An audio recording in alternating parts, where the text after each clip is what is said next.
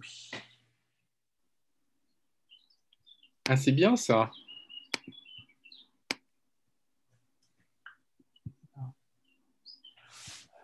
Ça marche, Céline. On ne te voit plus toi, mais on voit l'écran.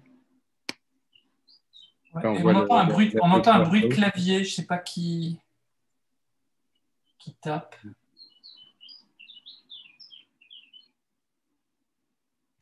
Et d'oiseaux aussi.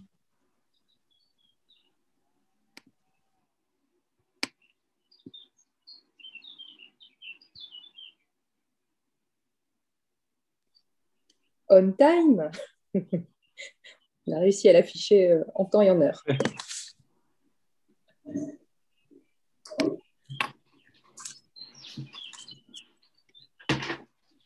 Alors, par contre, je vous préviens, je ne l'enlève pas parce que je ne suis pas sûre d'être capable de le refaire correctement. Donc, je le laisse comme ça. Parfait.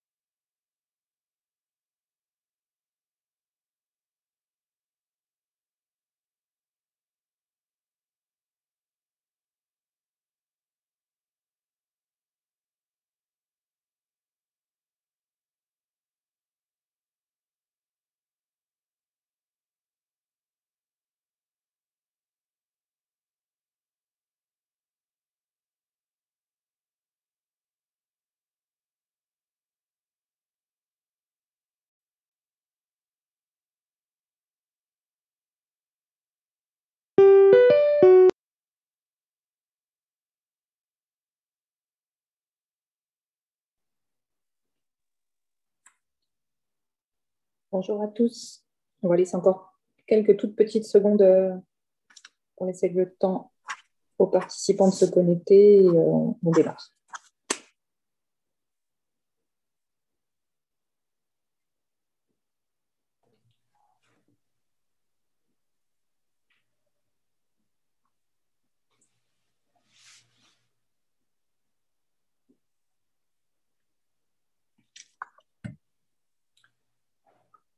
Ok, on vient d'atteindre le chiffre symbolique des 160 connectés. Je vous propose de démarrer cette session et remercier tous les participants qui sont là. D'abord, les orateurs du SGPI, du ministère de la Transition écologique, de l'ANRU, qui sont là, chacun se présentera. Moi-même, bonjour, je suis Olivier Lenot, de la Banque des Territoires, au sein de la direction de l'investissement et l'opérateur pour le compte de l'État de cette nouvelle action démonstrateur de la ville durable. On a préparé cette séquence pour vous présenter l'action, essayer surtout de vous donner un maximum de temps pour poser vos questions très pratico-pratiques, puisqu'on a un calendrier qui a démarré mardi dernier avec la publication. Et avant de laisser la parole à Céline Lins du SGPI, deux règles d'utilisation durant cette conférence. D'abord, essayez s'il vous plaît, en bas à droite de l'écran, vous avez un bouton Q et R pour questions et réponses. Utilisez s'il vous plaît ce canal plutôt que celui de la conversation générale pour poser toutes vos questions. On va faire en sorte d'y répondre au maximum. Et puis, Céline Lins a la main sur la console de contrôle pour vous donner la parole. Donc, à chaque fois que vous aurez une question, merci de vous présenter et de poser votre question de manière synthétique pour que tout le monde en profite. Voilà, Céline, à toi. Très bien, bonjour à tous. Je voulais vous informer au préalable que dans le fil de conversation, donc dans le chat, on vous a mis en toute première intervention le lien qui vous permettra de télécharger le support de présentation qui va défiler là pendant nos échanges, mais n'hésitez pas à vous rendre sur cette partie-là, donc volet chat pour pouvoir télécharger le support. Donc Céline Lins, je me présente, je suis directrice de programme au secrétariat général pour l'investissement. J'ai en charge le programme Ville et Innovation territoriale. J'ai suivi divers programmes liés à l'aménagement et la construction dans les PIA 1, 2 et 3, et notamment Ville de demain, Ville durable et solidaire, les territoires d'innovation, TIGA. Et j'ai la charge de copiloter avec le ministère de la Transition écologique la stratégie Ville durable, dont nous allons vous parler, et dont le programme démonstrateur de la ville durable est une des premières mesures que nous publions. Alors, je ne vais pas vous détailler, on va essayer d'organiser la séquence en deux temps avec une première présentation d'une quinzaine de minutes sur l'objectif de cet appel à projet, des éléments de calendrier de cadrage, puis un temps de questions-réponses d'une vingtaine de minutes environ pour que vous ayez le temps de nous interroger sur les éléments qui vous semblent insuffisamment précis ou quelques éléments complémentaires à ajouter sur ce que vous avez pu voir dans le dossier de candidature et dans le cahier des charges. Puis une deuxième partie avec une présentation un peu plus pratique des modalités de sélection, de l'organisation ensuite du suivi des porteurs de projets et du processus de remise des candidatures.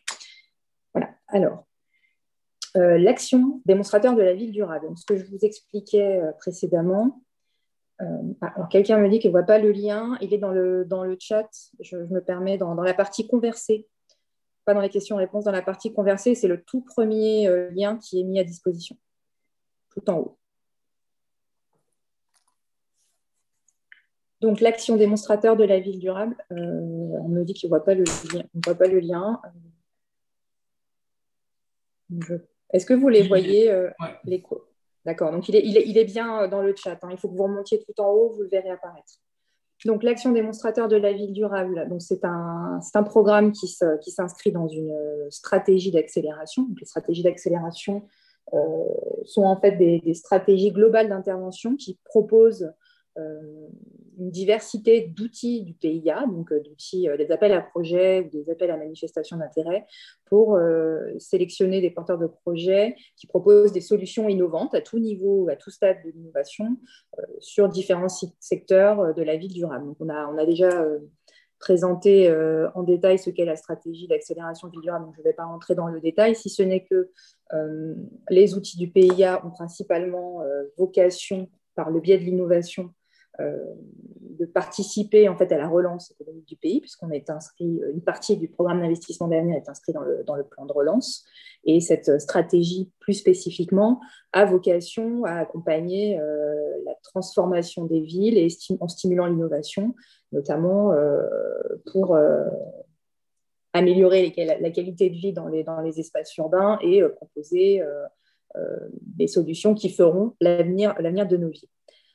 l'enjeu sur ce programme démonstrateur de la ville durable, c'est de créer une communauté en fait, de territoires représentatifs de la diversité des espaces urbains et des territoires français, et d'avoir un réseau de démonstrateurs qui puissent proposer des solutions de transformation des quartiers et envisager la réplicabilité de ces solutions dans le cadre de démarches partenariales, mais je pense qu'on reviendra dessus de manière plus précise dans les slides suivantes.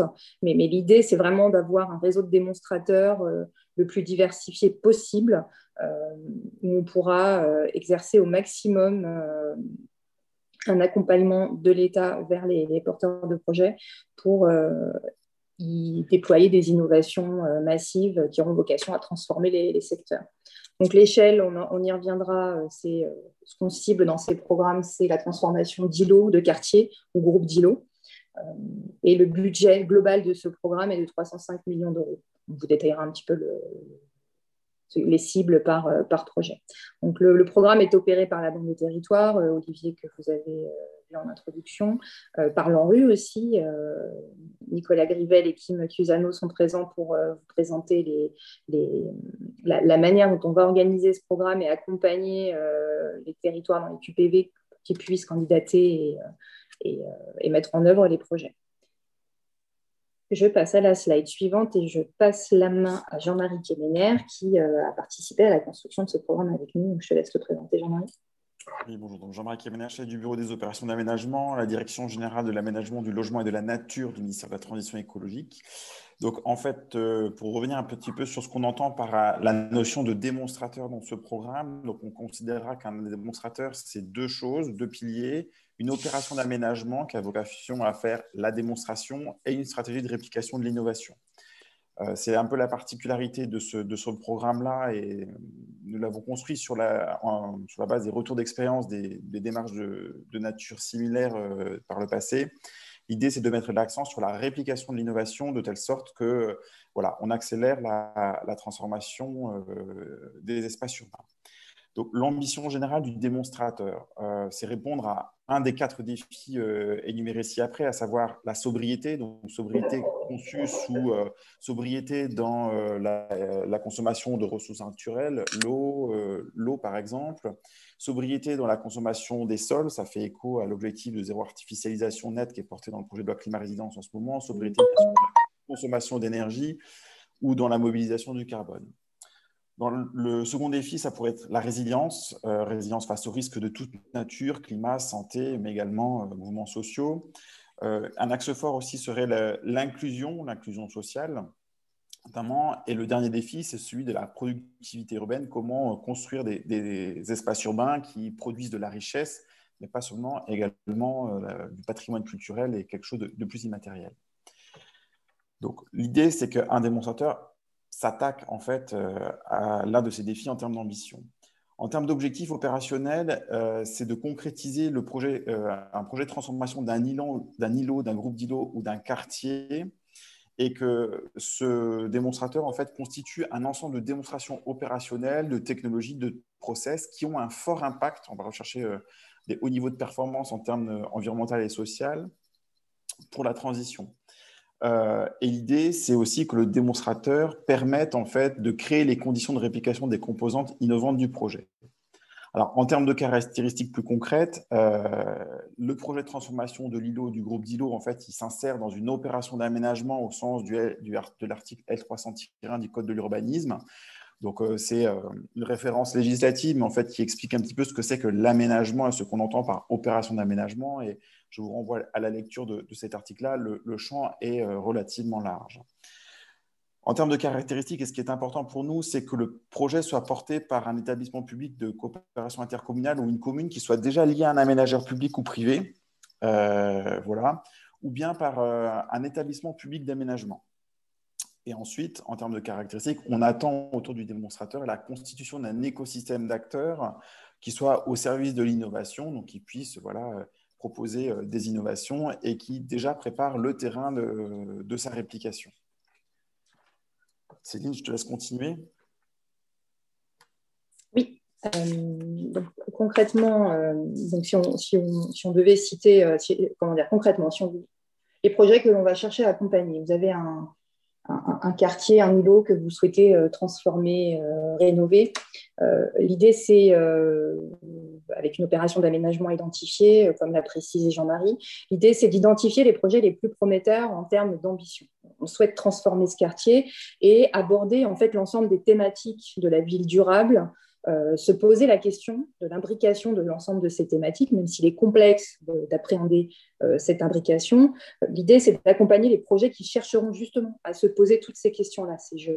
Je m'engage dans un projet vaste de rénovation et de performance énergétique, mais aussi je veux retravailler la mobilité, je veux aussi retravailler le volet service, l'accès à l'emploi à proximité, enfin la gestion des risques sanitaires, des risques climatiques aussi. Enfin, voilà, l'idée, c'est vraiment d'accompagner le porteur qui s'engagera dans un haut niveau de performance en termes de transformation du quartier. Le haut niveau de performance, on l'entend par vraiment cibler et chercher à traiter l'ensemble des sujets qui doivent être traités quand on raisonne développement durable, et aller chercher dans les solutions qui seront proposées des aspects innovants. Alors évidemment, on ne cherchera pas à accompagner des projets qui cibleront on n'accompagnera pas exclusivement les projets qui cibleraient toutes les thématiques. L'idée, c'est d'être sûr que toutes les questions ont été posées, et vous verrez par la suite que l'idée, c'est d'accompagner aussi dans une période de maturation cette réflexion, et de ne pas sélectionner dès l'amont des projets qui auraient déjà traité toutes ces questions-là. Ce n'est pas du tout le but. Le but, c'est de vous accompagner dans cette démarche, mais d'identifier très rapidement les projets les plus ambitieux sur cette démarche. Évidemment, on va chercher à accompagner les projets qui vont proposer de dépasser les bonnes pratiques, les normes classiques, de proposer des solutions innovantes, quelques-unes. Alors, on ne parle pas que d'innovation technologique, évidemment, on parle aussi d'innovation organisationnelle, juridique, sociale. C'est vraiment le package et la stratégie globale qui va être regardée. Alors, on rentrera un peu plus dans le détail en fin de séquence sur la question du surcoût, évidemment, pour les habitués. Alors, il y a peut-être pour les non-initiés du PIA, le PIA vient compenser le surcoût lié à l'innovation dans les projets. Donc, ce sera quelque chose qui devra être regardé, mais on le regardera encore une fois en période de maturation. Vous comprendrez par la suite ce qu'on entend par là. Et donc, l'idée, c'est qu'à terme, on est avec cette communauté et cet éventail de territoires, des échantillons, si je peux me permettre le terme, très représentatifs de la diversité des territoires en France et des problématiques qui peuvent se présenter dans les territoires, pour qu'on puisse ensuite essaimer et répliquer les innovations que l'on aura accompagnées. Vous avez dû voir dans le cahier des charges qu'il y a un sujet, et Jean-Marie l'a déjà précisé, sur la réplicabilité. L'idée, c'est, encore une fois, en amont, si les candidats sont en mesure de pouvoir le présenter, se dire, quand je propose l'accompagnement du PIA dans une innovation que je veux déployer sur mon territoire, est-ce que cette innovation, elle pourra être répliquée sur des territoires similaires, et quelles seraient les conditions de cette réplicabilité? Il faut se poser ces questions-là. Il faut se poser la question est-ce que c'est un modèle économique, est-ce qu'il y a un modèle économique à la clé qui peut être intéressant, l'objectif étant d'éviter de ne financer que des premières qui resteront des premières et qu'on ne pourra pas essaimer par la suite. Alors encore une fois, un accompagnement sera mis en place pour cette question de la réplicabilité. Je m'arrête là pour cette slide. Je te passe la main, Olivier, pour présenter l'organisation du processus de sélection un peu plus en détail. Voilà, sachant qu'on pourra y revenir aussi par la suite.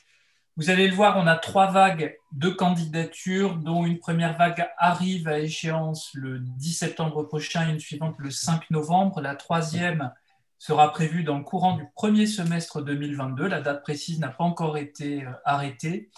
Ce qui va se passer au moment de la sélection des projets, ça va s'appesantir sur des projets définis, sur la clarté d'une stratégie, d'un niveau d'ambition territoriale, tels que les grands défis que Jean-Marie Kellner vous a présentés ont été énoncés tout à l'heure, et surtout, dès le début, des conditions de réalisation clairement démontrées, avec un portage opérationnel, une maîtrise foncière, et puis des clés de financement nous permettant de comprendre la trajectoire qui sera la vôtre. Qui peut déposer? Je vois que c'est une question qui a été posée ici. On a pu aussi, évidemment, très tôt dans le cahier des charges, le rappeler, portage de la candidature par un EPCI, par une commune liée à un aménageur public ou privé ou un établissement public d'aménagement. On aura juste après mon petit topo un exposé plus précis de la part du directeur général de l'ANRU, Nicolas Grivel, qui aura un exposé, une focale plus forte sur les quartiers en rue. Ce qui va se passer après la sélection de cette phase appel à manifestation d'intérêt, c'est que les lauréats vont rentrer dans une phase d'incubation par environ et un plafond de 500 000 € de crédit d'ingénierie. L'incubation de projet va vous conduire à développer un portefeuille d'actions, à détailler ces actions qui concourent à ce qui est listé ici, je ne vais pas le lire, vous permettre en tout cas de renforcer par rapport à une candidature initiale qui sera déposée en septembre ou en novembre, qualifier l'innovation, interroger au maximum toutes les performances environnementales, sociales, économiques, construire, proposer une stratégie de réplication, solidifier l'ensemble de vos partenaires publics, privés, académiques, citoyens aussi, on en parle dans le cahier des charges, définir et proposer une méthode d'évaluation et identifier très tôt pour qu'on soit capable de vous accompagner dans cette phase d'incubation, tous ces verrous juridiques et techniques. Cette phase d'incubation, un financement plafonné à 500 000 €, va vous conduire donc à présenter devant un comité d'engagement les actions et c'est là-dessus qu'on pourra venir vous financer jusqu'à 10 millions €. Je retranche les 500 000 € qui auront servi en phase d'incubation, on va dire 9 500 000 €. Voilà pour cette partie. Le calendrier après est le même sur chacune des 3 phases. C'est votre réponse 10 septembre ou 5 novembre ou premier semestre 2022. Une phase d'instruction et d'annonce des lauréats. Cette annonce des lauréats sera proposée au Premier ministre, comme toutes les actions du PIA. Une phase d'incubation qui pourra durer jusqu'à 36 mois maximum. Mais si votre panel et votre portefeuille d'actions est prêt à passer devant un comité d'engagement avant les 36 mois, vous en aurez la possibilité. Et après, sur environ 8 ans, tout le délai de réalisation des projets qui vont nous permettre après d'assembler, constituer tout ce réseau des démonstrateurs. Voilà l'enchaînement général. Je laisse la parole au directeur général de l'ANRU. Oui, merci Olivier, Nicolas Grivel, directeur général de l'ANRU. Merci à toutes et tous. Quelques mots pour vous parler de la focale quartier politique de la ville et en renouvellement urbain que Céline Lins évoquait tout à l'heure, puisque effectivement l'ANRU est partenaire et sous-opérateur de ce programme avec la Banque des territoires, comme on peut l'être et qu'on a pu être soit opérateur, soit sous-opérateur sur les générations précédentes de programmes d'investissement d'avenir, PIA 2, PIA 3, sur Ville durable et solidaire ou sur le programme ANRU+. Alors effectivement, les projets qui porteront sur des quartiers prioritaires de la politique de la ville en renouvellement urbain seront éligibles, ce qui paraît naturel. Ça serait dommage qu'on les considère comme une logique d'extraterritorialité par rapport au territoire national, mais plus que ça, ils sont très attendus sur cet appel à projet et cette démarche, avec un compartiment, une focale particulière sur les QPV et une volonté, Céline disait tout à l'heure, la volonté du SGPI et du gouvernement d'avoir une représentativité des territoires, une volonté de retrouver une part significative de l'ensemble de la démarche dans les QPV en renouvellement urbain. Alors, c'est faire de l'innovation urbaine dans les quartiers politiques de la ville en renouvellement urbain, c'est à la fois plus compliqué et plus simple que sur d'autres territoires. Plus compliqué parce que c'est des quartiers qui présentent un certain nombre de difficultés, c'est évident, et qu'on essaye justement de ramener dans une attractivité, dans une visibilité, dans des images plus positives dans les territoires concernés. Ils sont nombreux partout en France. Et puis, plus compliqué parce que c'est vrai quand on potentiellement plus compliqué, en tout cas dans l'approche qu'on pourrait en avoir, lorsqu'on parle de démarches innovantes, démonstratrices en termes urbains, ce n'est pas forcément le premier réflexe qu'on peut avoir de mettre en avant les quartiers prioritaires d'une ville, qui ne sont pas forcément les endroits les plus attractifs, visibles, etc. Mais c'est à la fois plus simple et je crois plus stimulant, enfin très stimulant en tout cas, et ce n'est pas pour opposer les territoires, il y aura des projets partout et c'est très très bien, mais c'est stimulant parce qu'il y a des enjeux qui sont forts, il y a des populations qui ont des besoins importants, il y a l'idée que les quartiers peuvent être aussi à la pointe de l'innovation et de l'exemplarité donnée à l'échelle d'un territoire et aussi à l'échelle nationale. Et puis, c'est aussi quelque part plus simple puisqu'on est très en articulation avec un programme très important, qui est le nouveau programme national de renouvellement urbain, sur lequel on a des financements conséquents et des projets qu'on soutient en France entière. Et donc, on aura un arrimage très fort avec un surplus, un complément d'innovation très positif qu'on peut apporter sur ces projets. On l'a fait sur le PIA2, on l'a fait sur le PIA3. L'idée, c'est d'aller encore plus loin dans l'ambition et dans la qualité de l'innovation sur ce programme et de s'inscrire pleinement dans les grands axes qui vous sont présentés depuis tout à l'heure et qui le seront encore dans quelques minutes. Donc, c'est dans cette logique-là que les candidatures qui porteront sur les QPV en renouvellement urbain seront regardées, travaillées, instruites en lien direct avec les équipes de l'ANRU, en lien avec le comité d'engagement et les partenaires de l'ANRU et en lien avec la gouvernance globale du programme sur une articulation qu'on a trouvée sans difficulté dans le cas du PIA3. Et donc, on sera dans des logiques très, très proches pour que les projets soient très articulés avec le projet de renouvellement urbain et répondent aux grandes orientations qui ont été posées dans le cadre qui vous est présenté aujourd'hui. Et donc, l'idée, c'est qu'on puisse avoir un accompagnement dédié par l'ANRU de ces projets et de ces acteurs territoriaux dans un savoir-faire qu'on a déjà déployé sur d'autres programmes et avec une méthode qu'on a déjà déployée qui, d'ailleurs, je crois, a été utile en termes de retour d'expérience, y compris pour monter ce programme des démonstrateurs de la ville durable. Donc, de manière générale, n'hésitez pas à penser à vos QPV, à projets de renouvellement urbain pour penser innovation. Ces démarches de ville durable, vous le savez, s'inscrivent aussi dans une démarche plus globale de promotion de la ville durable à la française. Et on sait que les sujets urbains à l'échelle internationale sont aussi marqués par des sujets de pauvreté urbaine. Et donc, savoir faire la ville durable dans des quartiers populaires, c'est aussi très intéressant et très stimulant, comme je le disais. Et donc, l'idée, c'est qu'on puisse vous accompagner, qu'on puisse avoir des échanges le plus en amont possible pour partager les intuitions et les envies que vous pouvez avoir pour qu'on puisse ensemble sentir si elles peuvent s'inscrire dans cette dynamique et vous aider dans cette logique. Voilà pour ce qui nous concerne. Et donc, à la fois en s'inscrivant dans la démarche globale et à la fois en faisant le lien avec les premiers programmes d'innovation qu'on pilote depuis plusieurs années, l'idée, c'est d'intégrer les projets qui s'y inscriront dans une logique, dans une communauté globale d'innovation urbaine, de toute la dimension urbaine d'innovation que Céline disait tout à l'heure, à la fois technologique, mais aussi sociale, environnementale, d'organisationnel, pour faire des projets urbains de grande qualité dans le contexte. Voilà, de manière générale, sur la philosophie, et les équipes seront à votre disposition pour vous accompagner. Merci Nicolas. Je repasse la parole à Jean-Marie Quéméner pour la présentation de l'action. Et puis, on va essayer de répondre en creux à quelques questions qu'on voit apparaître, sinon on les traitera juste après. Oui, donc du coup, peut-être pour revenir succinctement sur comment est-ce qu'on constitue ce réseau de démonstrateurs territoriaux dans leur diversité. Les objectifs poursuivis, en fait, c'est donc, comme l'a dit Céline tout à l'heure, créer une communauté de projets innovants. Donc, première démarche à faire pour nous, c'est la mise en réseau, dans l'idée de capitaliser et valoriser l'ensemble des démarches des lauréats, de tirer parti aussi du retour d'expérience. C'est important côté ministère parce qu'en fait, c'est aussi le retour d'expérience terrain qui nous permet de travailler sur des adaptations de cadres juridiques et de la mobilisation d'outils qui peuvent être dérogatoires au droit. Je pense au permis d'innover si on est en PPA ou en ORT, en opération de revitalisation des territoires, des choses comme ça.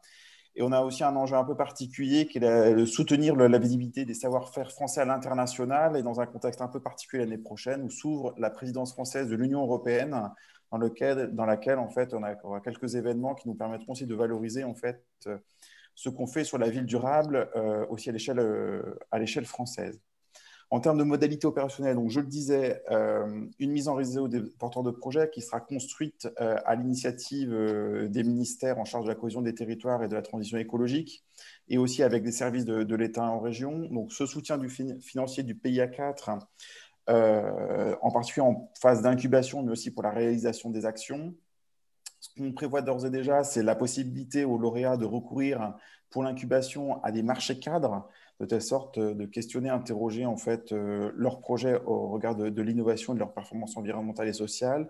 Bien sûr, des groupes de travail ad hoc sur des sujets ponctuels qui pourraient être des freins juridiques, des freins techniques au développement de certaines innovations. Et enfin, bien sûr, des actions de communication. Et là, on s'appuiera grandement sur l'association française France Ville Durable. Merci Jean-Marie. Alors, en fait, on va arriver à la partie questions-réponses. Je vous propose de lever la main au fur et à mesure, mais je vais essayer déjà de répondre à quelques questions qu'on a vu apparaître dans le fil pour vous laisser le temps de commencer à lever la main pour préparer vos questions. Qui peut déposer les candidatures? Donc ça, vous le verrez dans le cahier des charges. Hein. On demande, donc c'est des consortiums qui pourront évoluer au stade de la candidature. Il faut que le consortium soit porté par une collectivité locale, hein, la collectivité compétente sur le territoire identifié comme l'objet du projet de transformation, un établissement public d'aménagement, y compris un EPIC ayant la compétence EPA. Hein.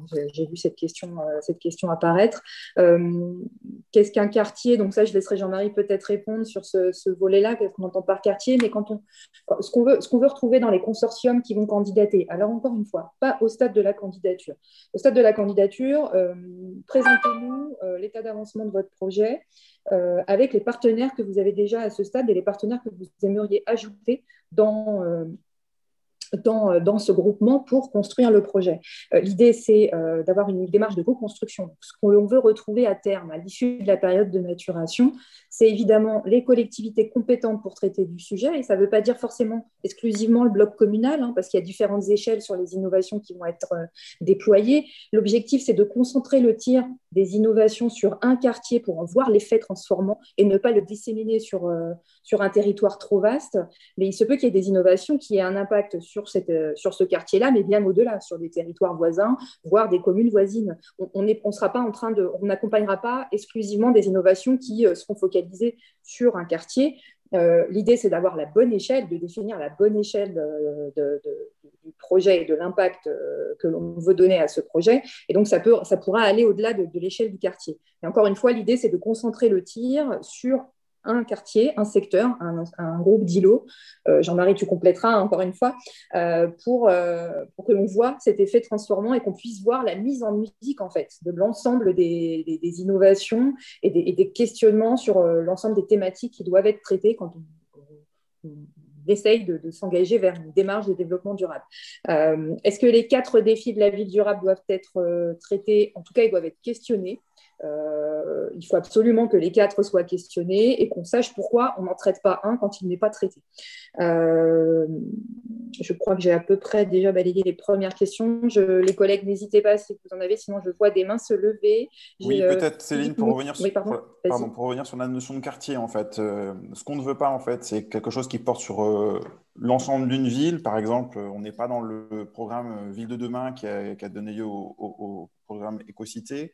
Si on parle au niveau technique, on va être plutôt sur une zone de la ville qui a une unité géographique et une unité fonctionnelle, ce qui peut se traduire aussi en termes de projet dans la notion d'une programmation urbaine ou d'un plan guide. Céline, on a aussi une question sur le lien entre l'AMI, démonstrateur de la ville durable, et le PEPR. D'accord. Alors, le PEPR, en fait, oui, c'est une mesure qui est proposée dans la stratégie ville durable, qui est un outil qui s'adresse aux acteurs de la recherche. Le PEPR est un programme équipement prioritaire de recherche. Il a vocation à structurer une communauté de chercheurs, accompagner la structuration d'une communauté de chercheurs sur une thématique précise. Là, en l'occurrence, le sujet de la ville durable. Donc, l'idée, c'est que les organismes de recherche et les universités puissent proposer des travaux de recherche assez poussés sur des besoins précis identifiés en matière de ville durable. Donc, il y aura un lien précis pour tout vous dire parce qu'on souhaite pouvoir, ce n'est pas toujours le cas dans d'autres stratégies d'accélération dans lesquels il y a des programmes démonstrateurs du même type que celui qu'on vous propose aujourd'hui et des PEPR, mais là c'est le cas, on essaye de créer un lien, c'est-à-dire qu'on aimerait qu'il y ait quand même que le pilote de ce PEPR puisse suivre les travaux menés dans le cadre des démonstrateurs. Alors l'échelle n'est pas encore définie et les modalités ne sont pas encore définies en toute transparence, mais l'idée c'est qu'il y ait quand même un lien parce que évidemment il faut que la société civile puisse accéder au labo pour que les chercheurs aient moyen d'adapter leurs travaux ou de proposer des solutions aux besoins concrets sur le terrain. Et il faut aussi que, encore plus que ça n'est le cas aujourd'hui, les chercheurs puissent accéder à ces équipes projets pour proposer des solutions innovantes, comprendre quelles sont les problématiques et mener des travaux de recherche en lien avec ces problématiques. Voilà. Alors, il y a Philippe Moutet qui a levé la main, je crois. Vous l'avez abaissé. Je ne sais pas si je vous ai ouvert le micro, si vous aviez une question.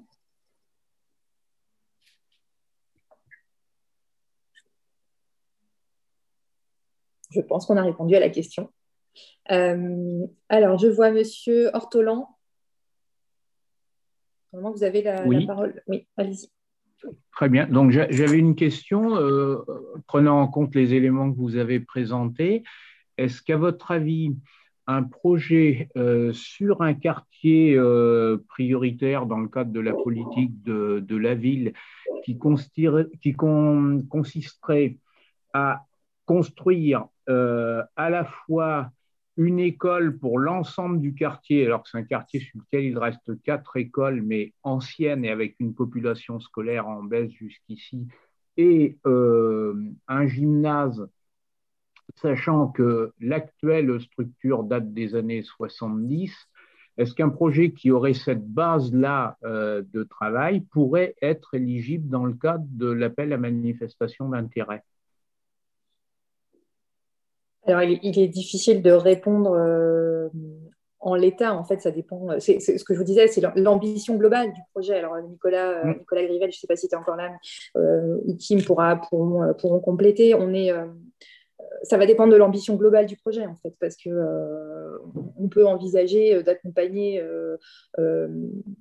un nombre extrêmement diversifié de projets, d'actions, ce qu'on appellera nous des actions, donc l'ensemble des projets à accompagner via le PIA. Il faut qu'ils soient innovants, ces projets, pour qu'on puisse les accompagner. Alors, dans une approche globale, il faut que le projet de transformation soit innovant, mais ça va dépendre de l'ambition globale, en fait. Donc, pris isolément, c'est difficile de vous répondre. C'est-à-dire il nous faut toute l'histoire, la grande image, si je puis dire. Pour vous répondre. Et c'est en fait dans la manière que vous aurez dans le dossier de candidature de traduire cette ambition globale. L'idée, c'est vraiment de voir apparaître, écoutez, aujourd'hui dans la réflexion, le territoire, il est dans cet état-là, je m'excuse, je vais le dire de manière un peu directe et cash, mais c'est peut-être le plus simple. Le territoire, aujourd'hui, il est dans cet état-là, on veut le transformer pour telle et telle raison, et on veut qu'à terme, à l'issue de cette transformation, il ressemble à ça, ça, ça et ça. Que telle question, telle autre et telle autre question aient été posées. Aujourd'hui, notre équipe est composée de tel et tel acteur et de tel et tel partenaire. Il nous en manque un bout, on le sait. On pense qu'il nous faut nous associer des compétences de tel ordre, des partenaires privés, des académiques, des chercheurs, des associations, la participation citoyenne. On ne l'a pas encore aujourd'hui, mais c'est l'ambition finale du projet. C'est de cette manière qu'on veut voir traduite l'ambition du projet, et c'est ça qu'on va juger dans le dossier de consultation. Je ne sais pas si les collègues souhaitent compléter, mais j'espère être précise en vous apportant cette réponse-là. Céline, pour compléter, je n'ai pas compris ou je n'ai pas eu le sentiment que le quartier en question était en projet de renouvellement urbain, accompagné par l'ANRU, même si c'est peut-être un QPV hors renouvellement urbain. Mais de manière générale, ça répond à ce que Céline disait là, c'est-à-dire que comme on le fait nous dans les projets de renouvellement urbain, on va vouloir traiter tout ce qui fait la qualité de vie et l'attractivité d'un quartier.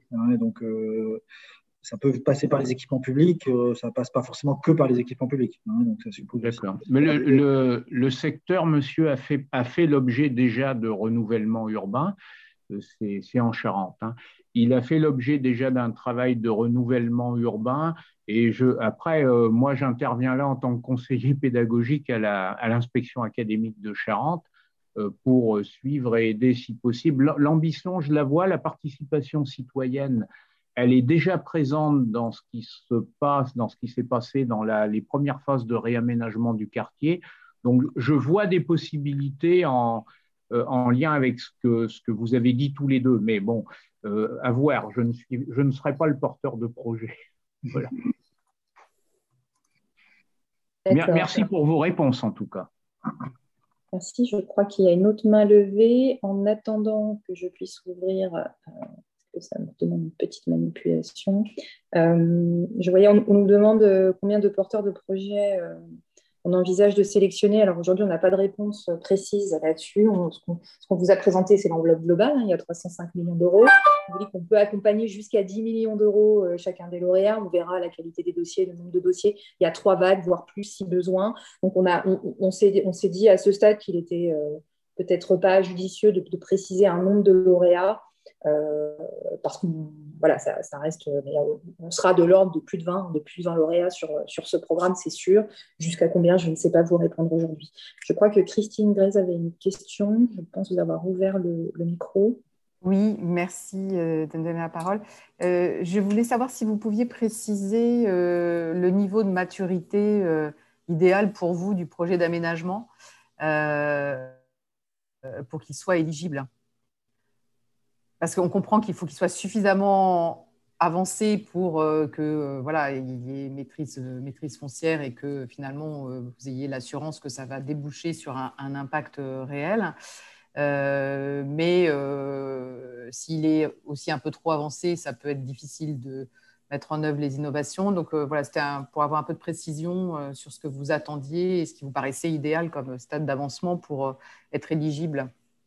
Alors, il n'y a pas de stade idéal, Jean-Marie, tu me corrigeras si je dis des bêtises, il n'y a pas de stade idéal, on cherche un peu, en fait, on cherche de tout, si je puis dire. Et c'est pour ça qu'on a cette période de maturation de 36 mois aussi derrière qui se déroule. C'est que des projets très matures, en fait, ce qu'on va juger encore une fois, c'est l'ambition. Donc, un projet très mature, il en manque encore un petit bout, mais il serait prêt à partir dans 6 mois. Pourquoi pas, on va le regarder. Un projet avec une très belle ambition, moins de maturité, on le regardera aussi, mais on identifiera combien de temps il faut pour pouvoir faire mûrir le projet. Ce qui va dépasser les 36 mois va être quand même compliqué à retenir, parce qu'on a aussi des programmes qui s'inscrivent dans une durée de 10 ans dans les programmes du PIA, et après on sera dans des durées trop compliquées à gérer, en réalité. Donc, peut-être, Jean-Marie, toi, tu as une autre réponse plus précise, mais en fait, on ne cherche pas une maturité en particulier, on cherche une ambition, une idée de projet très innovante, intéressante, voilà, transformante, et l'équipe qui va avec, ou en tout cas la volonté de construire une équipe qui correspondra à l'ambition. En résumé, on veut un projet dont on est sûr qu'il se réalise, on est sûr qu'il fasse une démonstration, et si le niveau de maturité est très avancé, en fait, l'enjeu de la phase d'incubation, ça va être de challenger en fait l'ambition de performance environnementale et sociale du projet, de voir avec le porteur de projet comment en fait on insère l'innovation et on définit qu'est-ce qui fait innovation. Si quand même. Oui, et l'objectif, c'est aussi adapter un peu le process d'accompagnement pendant cette phase de maturation en fonction des besoins spécifiques de chacun des porteurs de projet. Il y a des territoires qui sont moins équipés en ingénierie, qui ont besoin d'une aide assez importante sur ce volet-là, et on mobilisera ce qu'il faut pour les mettre à niveau, et d'autres qui ont moins ce besoin-là et qu'on cherchera à challenger un peu plus, pousser au déploiement de quelques innovations complémentaires. Voilà, ça va être vraiment un large éventail de ce qui peut se faire sur le territoire national. Voilà, alors. Oui. Merci pour les précisions. Merci de couper les micros si vous ne parlez plus. J'ai ouvert en fait à toutes les personnes qui ont levé la main, mais il faut que vous coupiez vos micros. Je vous donne la parole dans la foulée. Alors, je vois Danaï Genet. Oui, Danaï Genet, bonjour. Bonjour. Donc, je suis dans une entreprise privée qui a monté, donc de promotion immobilière, qui a monté son service d'aménagement et son service d'ingénierie développement durable. Donc, on a un peu tout internalisé. Pourquoi cette démarche? Parce qu'on sent aussi que les collectivités aujourd'hui sont soit démunies en termes d'ingénierie, soit il y a des problèmes de financement. Donc, on se substitue un peu à l'intérêt général, en travaillant quand même dans l'objectif de l'intérêt général. Ma question, elle est à plusieurs, il y a plusieurs aspects. C'est à la fois, j'ai l'exemple d'une opération, on est à Amiens, qui est un territoire assez difficile. On est à côté de territoires en rue, de QPV, pardon.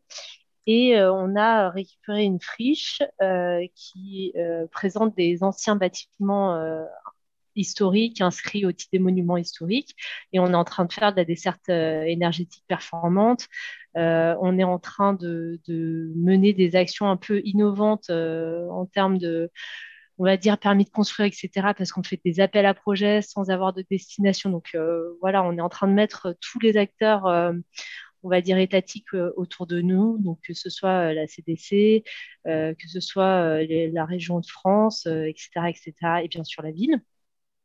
Donc déjà, la question est de savoir est-ce qu'en tant qu'entité privée où on pousse assez loin l'ingénierie, notamment en termes de développement durable, est-ce qu'on est, on peut se positionner? Et ensuite, ma question était du fait qu'on n'est pas, on jouxte des quartiers prioritaires, mais on n'est pas dans le périmètre de ces quartiers-là. Est-ce qu'on peut quand même répondre à cet appel à projet? Alors oui, vous pouvez répondre à cet appel à projet puisqu'on cible tous les territoires. Donc, s'ils sont dans le cadre du NPNRU, l'ANRU regardera le dossier de manière plus précise. S'ils sont à côté, je pense qu'il y aura quand même une mise en lien entre les équipes de la Banque des Territoires et de l'ANRU. En fait, l'instruction va se faire de manière collégiale. Donc, il n'y a pas de sur la typologie de territoire, il n'y a pas de limitation en termes de candidature. Après, par contre, sur la question de qui porte la candidature, il y a quand même un sujet. C'est-à-dire que là, quand on raisonne ville durable, on ne parle pas qu'aménagement et construction. Il y a d'autres sujets qu'on peut évoquer, le sanitaire, les services, etc. Donc, on a considéré que pour ce programme, il fallait que le chef de file ou le porteur du projet soit la collectivité, parce qu'il y a un certain engagement politique à mener sur ce projet de transformation. Et donc, il faut qu'il y ait l'élan de l'élu pour porter et accompagner et fédérer, je dirais, l'ensemble du projet. Peut-être qu'il y aura des projets où on nous proposera quelque chose vraiment lié à du service public, du sanitaire et de la santé, et peu d'aménagement, j'en sais rien. Et du coup, ça ne peut pas être un aménageur privé qui porte la candidature. Voilà, on veut après, évidemment, que la collectivité vienne avec son aménageur identifié le plus tôt possible, ou qu'elle nous identifie, qu'elle puisse nous préciser que déjà les partenariats sont quasi faits. Alors, on est évidemment conscient de la contrainte des marchés publics, mais ce que je veux vous dire par là, c'est que ce que disait Jean-Marie tout à l'heure, il faut qu'on soit sûr que le projet se fasse. Donc, c'est vraiment la paire de partenaires qui est importante et qu'on va chercher. Mais en chef de file, la collectivité. J'espère être pas trop longue dans mes réponses. Jean-Marie, tu avais peut-être des compléments? Ouais, là, il est 15h15. Il va falloir. Le timekeeper. Mais simplement, désolé, je fais le timekeeper, mais il y avait quand même toute une série de questions qui me semblent importantes sur à la fois l'articulation avec d'autres programmes nationaux. Alors, j'ai vu passer Action Cœur de Ville, Petite Ville de Demain, Territoire d'Industrie, Éco-Quartier. Innovation Outre-mer. Et plus généralement, la place pour les territoires plus ruraux. Voilà. Donc, ça me semblait important de traiter ce sujet avant de passer à la suite, qui répondra également à une partie des questions posées, je le dis. Alors, je réponds, ou Jean-Marie, je ne sais pas si tu veux répondre sur le... En fait, on a un vrai travail d'identification aussi des projets, et on travaille en partenariat avec nos collègues en charge de ces programmes, hein, que ce soit Petite Ville de Demain, les cœurs de ville, territoire d'industrie, etc. L'idée, c'est quand même que pour les projets qui se manifesteraient en amont, on ira et qui seront identifiés comme déjà engagés dans ces démarches. On se mettra en lien parce que la NCT notamment participe à la gouvernance de ce programme et donc participe avec nous à l'identification des projets pour voir un peu ce qu'il y a de prometteur sur le terrain. Donc tout ça sera mis en lien. Donc, il n'y a pas d'incompatibilité à être déjà engagé dans une démarche et à envisager de candidater sur le programme démonstrateur de la ville durable. Je ne sais pas si j'ai répondu à toutes les questions. Alors, il y avait d'autres mains levées, mais je ne sais pas si on a le temps. Dominique Renaudet. On continuera dans la deuxième vague. On essaye, et je vois Nicolas Chung qui répond par écrit à beaucoup des questions dans les questions-réponses. On va toutes évidemment les copier. Je vous expliquerai à la fin de l'exposé comment on va traiter toutes ces questions et où est-ce qu'elles vont être traitées. Alors, la slide suivante. Donc, c'est le processus de sélection. Donc, on est sur... on rentrera pas vraiment dans le détail, mais l'idée est de... Voilà, donc on a 3 vagues de sélection, on vous l'a dit. L'idée, c'est que un porteur de projet qui aura déposé dans une vague pourra envisager dès lors qu'il aura connaissance de ne pas avoir été retenu sur cette première vague, pourra envisager de déposer sur une vague suivante. Hein. On n'est pas évincé une fois pour toutes de ces programmes, parce que les projets peuvent monter aussi en maturité. Il faut compter à peu près, alors en fonction du nombre de dossiers de candidature, en réalité. Aujourd'hui, on n'a pas de calendrier plus précis que ça à vous présenter, mais il faut compter environ 3 mois pour l'analyse des projets et l'annonce des lauréats entre le moment du dépôt de la vague, des dossiers sur chacune des vagues et le moment de l'annonce.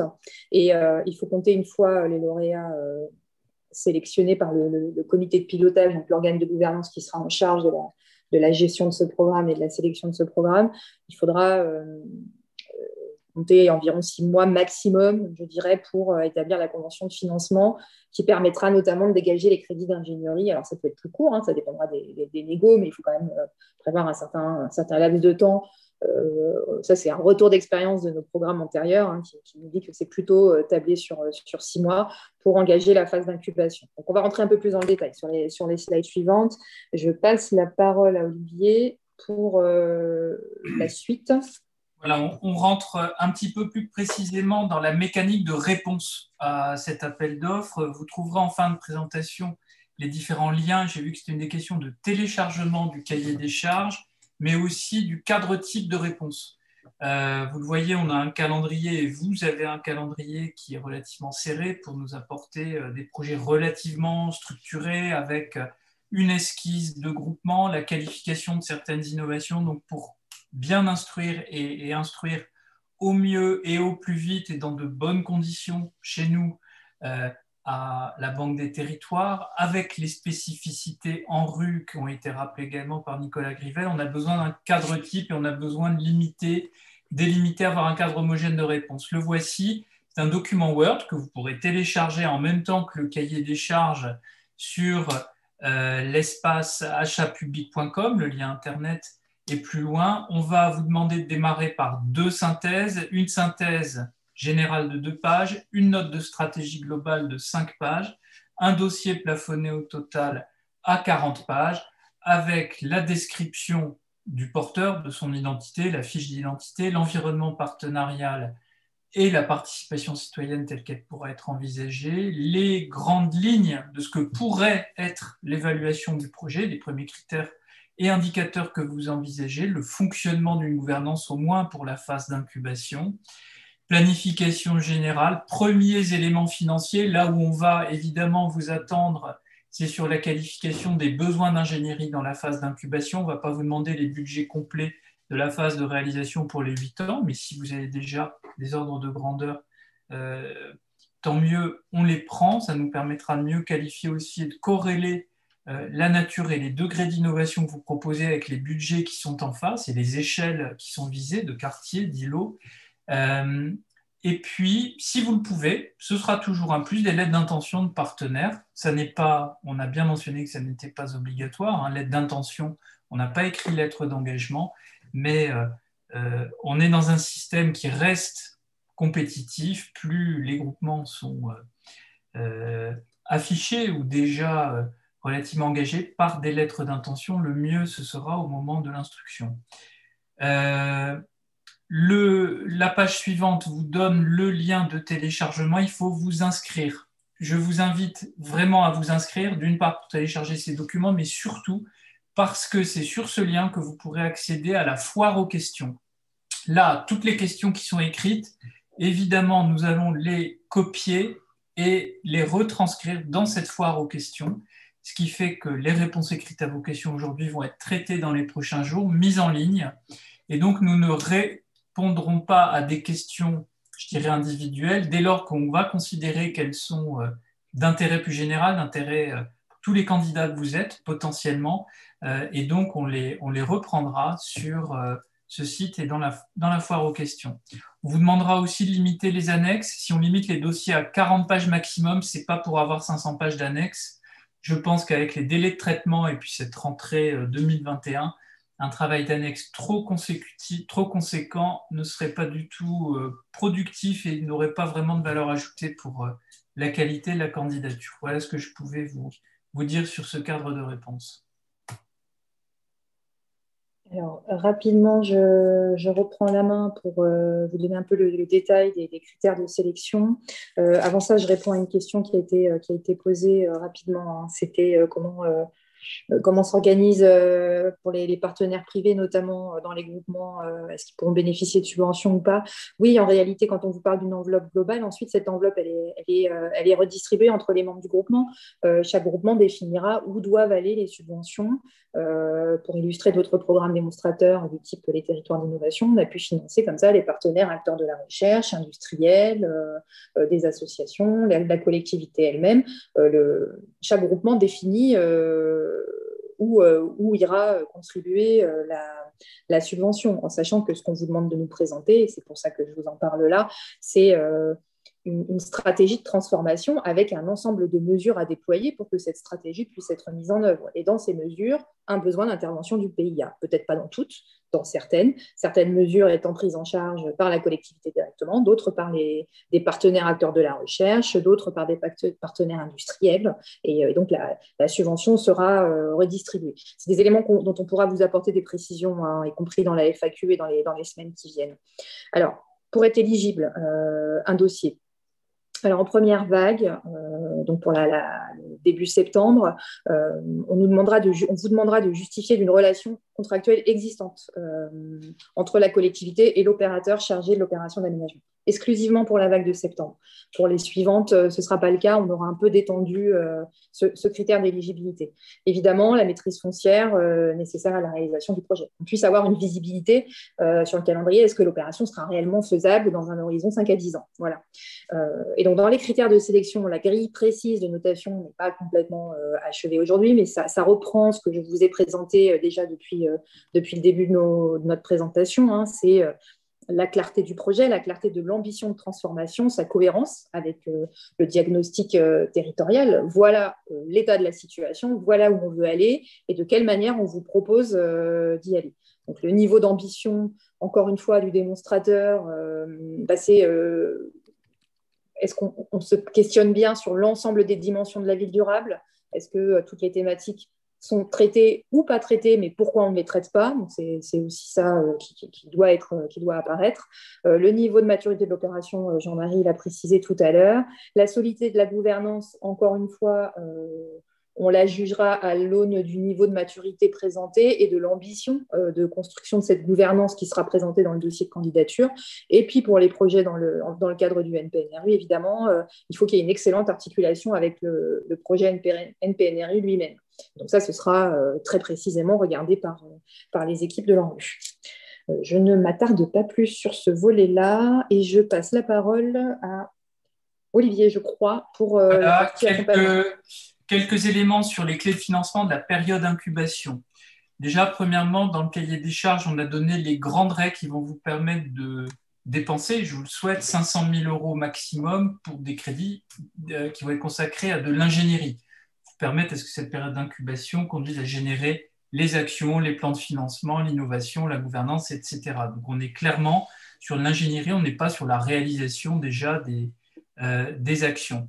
Un règlement financier un petit peu plus précis, mais je vous rassure, il ne fera pas 10 pages, va être écrit dans les semaines qui viennent. Ce qu'on souhaite faire pour réussir à bien conventionner avec les futurs lauréats de cette AMI, c'est vous rappeler donc qu'on liste quelques natures de dépenses éligibles, qu'on va avoir un échéancier de versement assez généreux avec un versement d'un maximum de 80% au moment de la signature de la convention et puis le versement du solde à la fin de cette période d'incubation pour vous permettre réellement de bien lancer l'ensemble des travaux et des études qui vous seront nécessaires. Dans les prestations intellectuelles, une partie de frais généraux, des dépenses de personnel qu'on plafonne à 25% de l'aide financière générale au titre de la période d'incubation. Céline, si tu peux aller sur la page suivante. Merci beaucoup. On va proposer, alors quand je dis on, c'est l'ANRU qui a déjà un accord cadre qui a permis de référencer de nombreux prestataires avec des lots thématiques. Banque des territoires, on va faire la même chose. On va vous proposer de recourir à des marchés subséquents issus d'un accord cadre que nous allons passer. Gain de temps dans la passation des marchés, identification de nombreux cabinets, de cabinets qui vont répondre aux grands lots thématiques. Ceux-ci ne sont pas encore construits, on le fait dans les jours qui viennent. Voilà ce qu'on va vous proposer. Deuxième forme d'accompagnement aussi, c'était une question, je crois, tout à l'heure par écrit, Vladimir Boric. Le recours à cet accord cadre vient utiliser une partie des crédits 500 000 euros. C'est pas en plus. Deuxième forme d'accompagnement important qui va être réalisée, ici avec la participation des ministères, je pense au MTE, je pense également à l'ANCT, Céline, tu l'as cité tout à l'heure, et puis nous, Banque des Territoires, et puis l'ANRU, c'est toutes les mises en relation utiles, pertinentes, qui vont vous permettre d'accélérer cette incubation des actions, mise en relation avec des entreprises, d'autres collectivités, des opérateurs, des aménageurs. On va essayer de faire les mises en réseau les plus utiles possibles, capitaliser et faire en sorte qu'on ait les meilleurs projets possibles à la fin. Ça reste le but de cette opération. Sur les derniers éléments, cette fois-ci de la phase post-incubation, vous présentez à un comité d'engagement, cette fois-ci, l'ensemble de votre portefeuille d'action, un montant financier jusqu'à 10 millions. Alors, Céline, tu rappelais 305 millions d'euros pour l'action, 10 millions maximum par lauréat. Je pense qu'ici, tout le monde est capable de faire à peu près des règles de 3. Donc, on voit le dimensionnement global de ce que sera ce réseau de démonstrateurs à l'issue des différentes vagues. On regardera la pérennité des modèles économiques, la réplicabilité, tout l'intérêt aussi à créer des filières et à créer, je dirais, dans cette réplicabilité du chiffre d'affaires. C'est important aussi, dès lors qu'on a de l'innovation qui va être expérimentée. Sur la réglementation relative aux aides d'État, alors déjà, dans la phase AMI, oui, je ne l'ai pas dit, on versera les crédits au chef de file qui aura déposé le dossier. Charge à lui après, peut-être dans des conventions de reversement, si vous faites travailler des laboratoires, des unités de recherche ou des acteurs de l'enseignement supérieur dans des conventions de reversement, vous pourrez redistribuer une partie de l'aide financière qui vous sera donnée, mais après, la puissance publique sera toujours soumise aux règles de passation des marchés publics. Là-dessus, c'est un des aspects importants des conventions de financement qu'on passera. Ce sera également le cas pour après. Dans la phase post-incubation, je ne vais pas aller dans un grand niveau de détail parce qu'on vient de lancer l'appel à manifestation d'intérêt. Le règlement financier de toutes les opérations qui pourront être financées dans les 10 ans qui viennent, ce n'est pas encore écrit. Comprenez aussi qu'il y a un sens logique. On lance un appel à manifestation d'intérêt et puis on va aussi lire les réponses que vous nous donnerez. Chose importante dans le PIA 4, vous le voyez, c'est au cœur de cette page, cet AMI s'inscrit dans le cadre des mesures éligibles à la part européenne du plan de relance. Donc attention au cumul ici.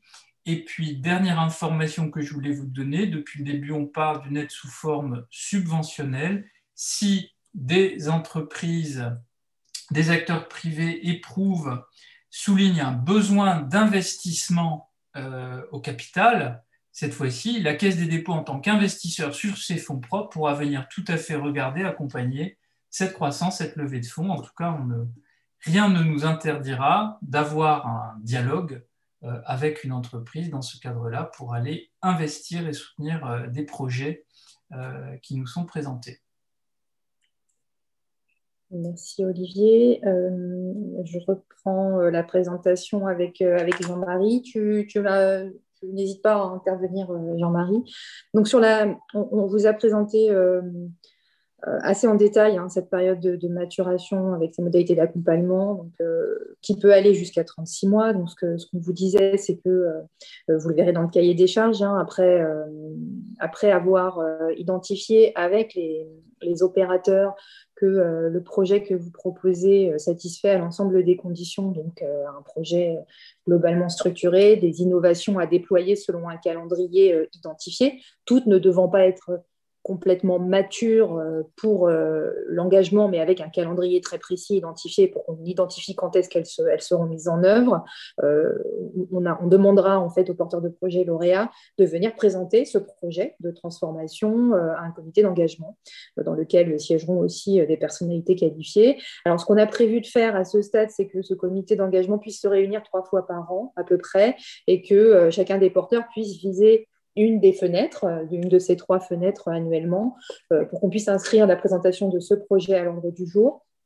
Pour les projets dans le cadre du NPNRU, évidemment, il y aura un passage préalable, je tiens à le préciser, devant le comité de pilotage NPNRU pour s'assurer de la cohérence avec le projet dans sa globalité.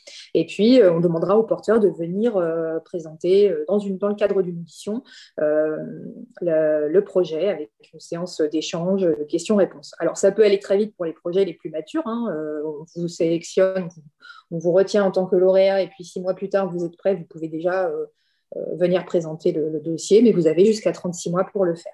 Et donc, le comité d'engagement prendra sa décision à la suite de cette étape, c'est-à-dire qu'il validera l'enveloppe définitive globale, maximum 10 millions d'euros, déduction faite de ce qui aura pu être versé en crédit d'ingénierie pendant la phase de maturation.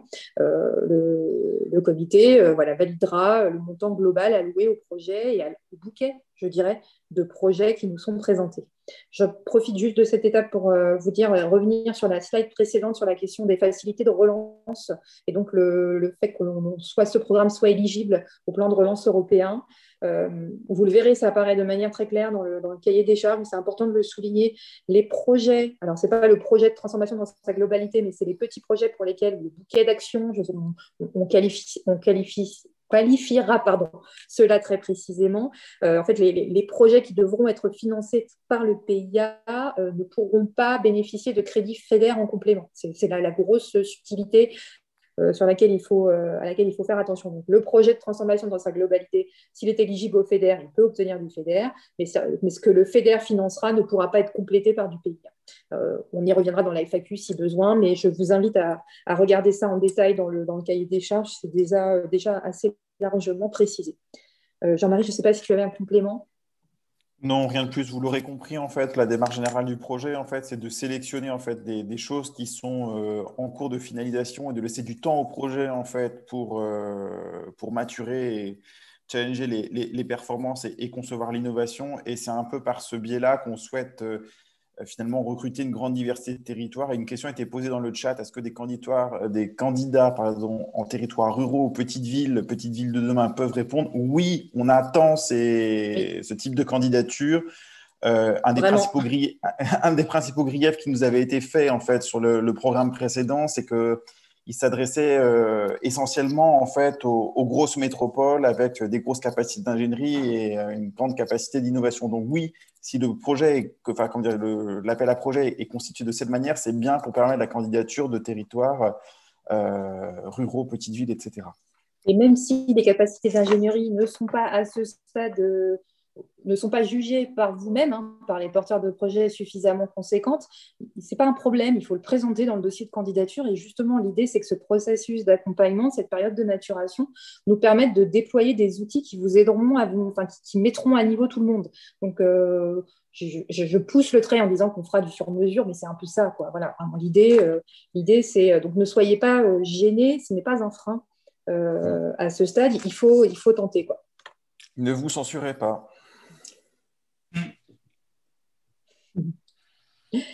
La dernière slide pour Olivier, puis après on aura un long moment de questions, encore une vingtaine de minutes. Ouais. Info pratique, je vais très vite.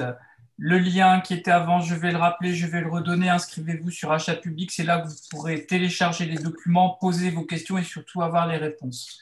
Recours indispensable pour qu'on assure une bonne égalité de traitement à tous les candidats qui nous posent des questions.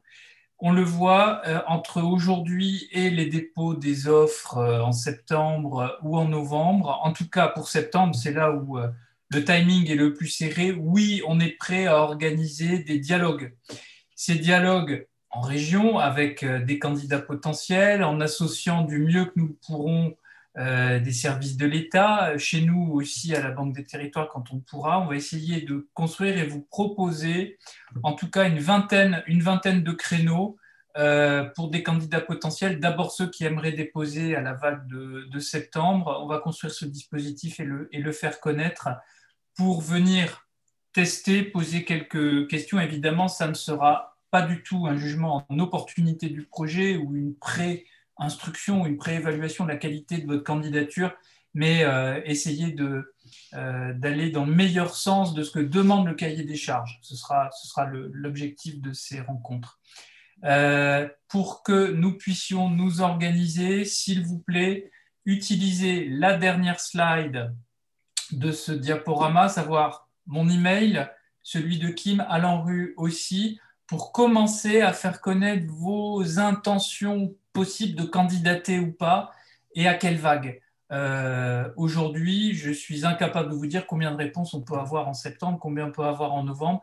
Le plus vous vous indiquez, vous renseignez votre volonté de candidater, le mieux on peut s'organiser. Et si j'ai proposé par exemple 20 créneaux pour venir dialoguer avec vous en juin, juillet, août, et que le nombre est nettement plus conséquent, il faut qu'on soit capable d'ajuster le tir. Donc voilà, utilisez au maximum ces canaux.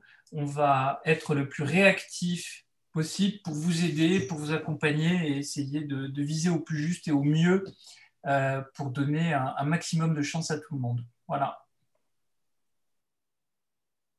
Merci Olivier. Donc, il nous reste 20-25 minutes de questions-réponses. Je ne sais pas si... alors, il y a une main levée, c'est Jean-Christophe Ortolan, mais je ne sais pas si elle est restée de tout à l'heure ou si vous avez de nouveau une question. Sinon, n'hésitez pas à lever la main. Et puis peut-être, je ne sais pas, Nicolas, tu as peut-être des questions. Nicolas Chen, tu as vu passer des questions, quelque chose Non. Bon, allez, vas-y. Oui, pardon, excusez-moi, en fait, j'avais simplement oublié de baisser la main, mais comme vous me proposez, j'avais une question en tant qu'élu rural.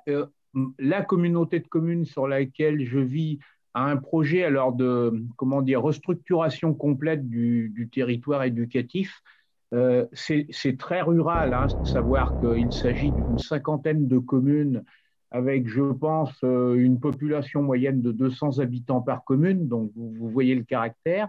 Il y a sur ce territoire-là une vingtaine d'écoles, dont certaines n'ont qu'une classe, parce qu'il s'agit de regroupements intercommunaux, et il y a un travail de réflexion actuellement pour voir si il est possible de réduire beaucoup le nombre d'écoles, mais d'avoir uniquement des écoles et des structures qui vont avec, parce que ça va très au-delà, c'est-à-dire que les écoles qui ferment pourraient devenir des bibliothèques, des points relais, des points d'exposition, etc. Donc ça va très au-delà simplement d'une réduction du nombre d'écoles.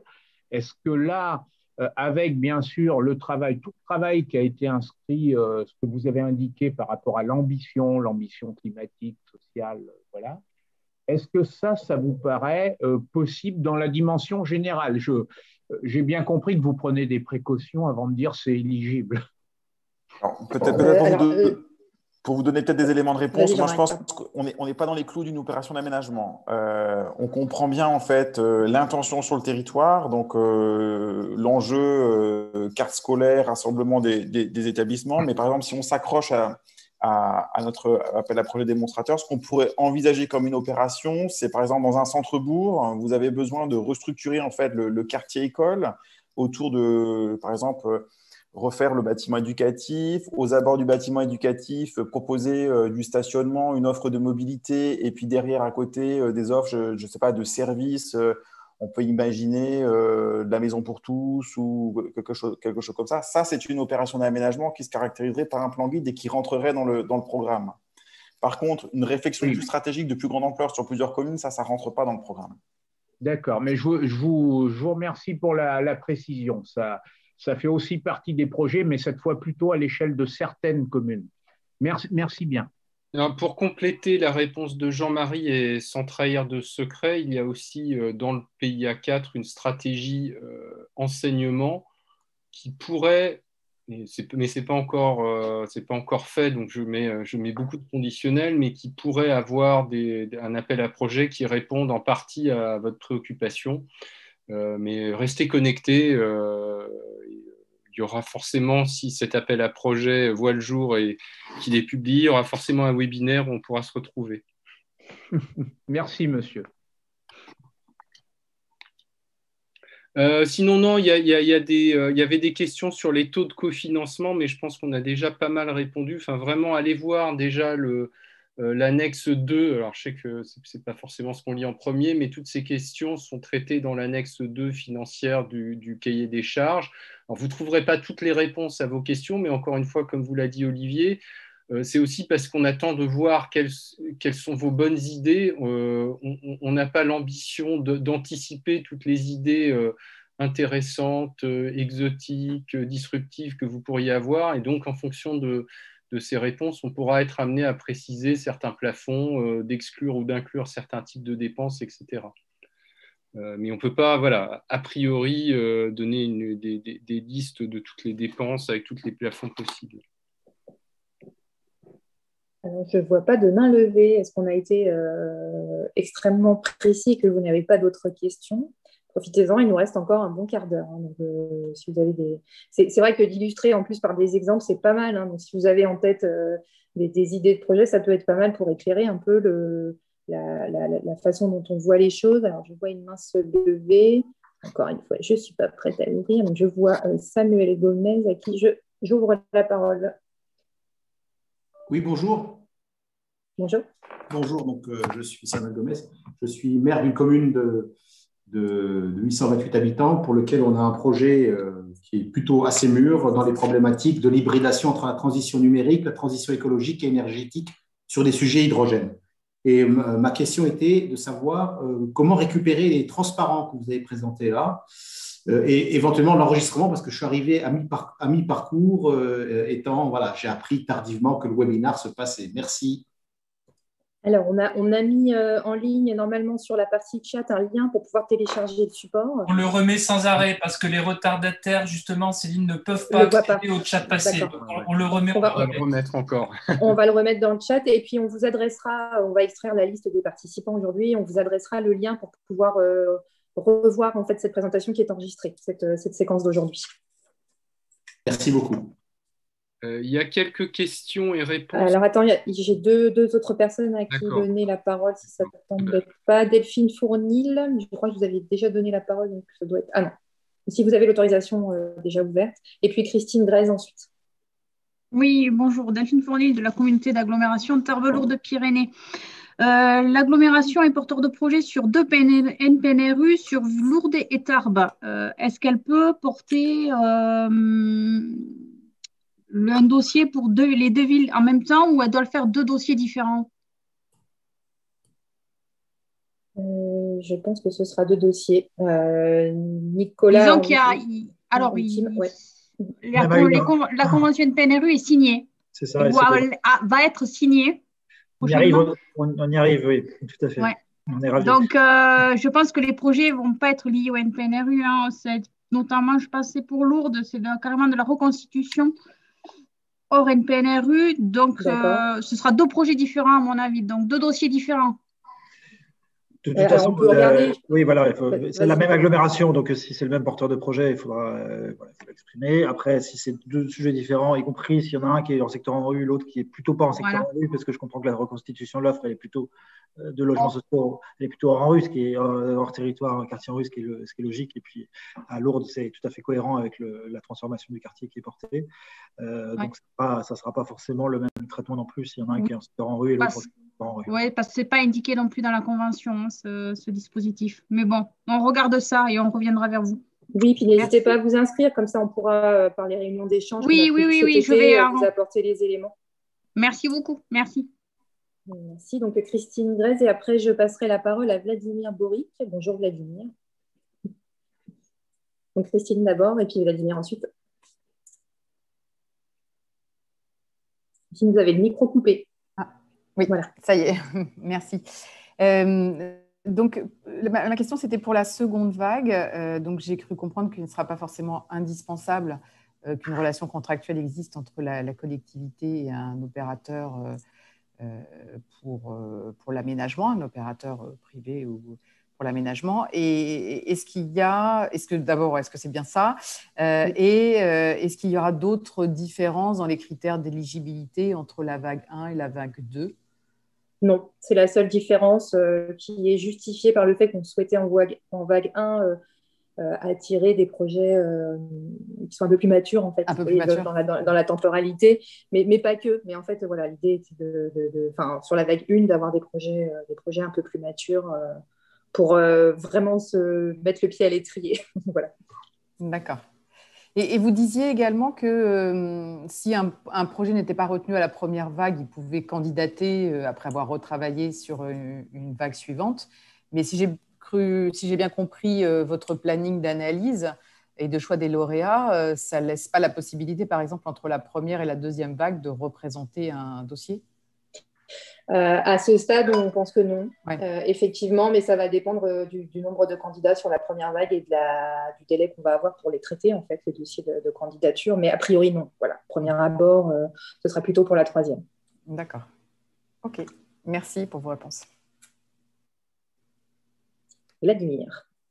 Oui, bonjour à tous. Une question concernant donc la possibilité d'intégrer cette démarche-là au sein d'un programme d'aménagement de grande ampleur. Donc, sur le territoire de la côte ouest, à l'île de la Réunion, on a un programme Écocité, ville insulaire et tropicale, avec un PPA qui a été signé, 14 opérations d'aménagement qui vont démarrer et un dispositif assez spécifique d'appel à projets urbains innovants, donc qui est piloté par un groupement d'intérêt public, qui est notre groupement d'intérêt public, pour accompagner donc la mise à disposition de fonciers maîtrisés, parce qu'il y a 500 hectares maîtrisés aujourd'hui localement sur ce programme d'aménagement. Donc l'idée, c'est d'utiliser un certain nombre de fonciers pour pouvoir développer des projets très innovants, avec des solutions technologiques, sociales ou autres, adaptées au monde tropical et insulaire, et avec bien entendu une volonté de réplication. Ceci dit, de ce que j'ai entendu tout à l'heure, on ne sera pas forcément dans de la rénovation de quartiers existants. Là, on est sur le développement d'une ville nouvelle, tropicale et insulaire. Donc ça, c'est une première question, et on ne sera pas forcément sur un périmètre politique de la ville. Deuxième élément, est-ce qu'effectivement on peut arriver à intégrer donc une réponse à cet appel à projet dans un process de type Écocité, donc déjà labellisé et existant sur un territoire. Donc, j'imagine que ça ne pose pas forcément de difficulté dans la mesure où les financements sont pas croisés, et on parlera d'opérations qui ne sont pas aujourd'hui dans le programme Ville de demain, pour être clair.